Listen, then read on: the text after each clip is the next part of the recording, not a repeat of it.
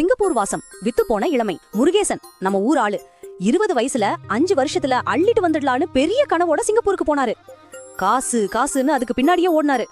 போன இடத்துல சும்மா இல்லாம 40 வருஷமா உடம்ப வருத்தி வேலை பார்த்து கடைசியில ஒரு பெரிய கம்பெனிக்கு பெரிய ஆளாவி மாறிட்டாரு. பணமும் பங்களாவும் இன்னைக்கு அவர்கிட்ட இருக்கு.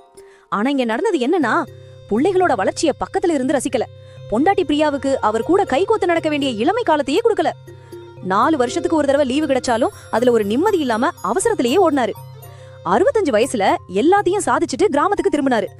ஆனா அவர் கையில பணம் இருந்துச்சு. பிரியமா பேச அம்மா இல்ல, துடிப்பா சிரிக்க இளமை இல்ல. ஒரு நாள் புது வீட்டுல சோர்ந்து உட்கார்ந்து இருந்தப்போ தனக்கு புரிஞ்ச உண்மைய அவர் பொண்டாட்டிக்கிட்டு சொன்னாரு. பிரியா, நாம பணம் சம்பாதிக்கிறத ஜெயிச்சுட்டோன்னு ஊரு சொல்லும். ஆனா நான் என்னோட வாழ வேண்டிய வயசு அங்கேயே சிங்கப்பூர் மண்ணுலயே விட்டுட்டு வந்துட்டேன்.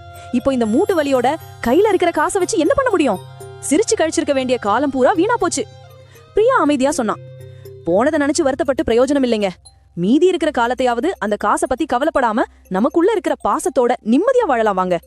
இப்ப அவர் காசுக்காக இல்லாம தனக்கும் தன் மனைவிக்குமான வாழ்க்கைய வாழ்றதுல கவனம் செலுத்த ஆரம்பிச்சாரு. ஆனா இழந்த இளமைய எந்த பணத்தாலையும் திருப்பி வாங்க முடியல.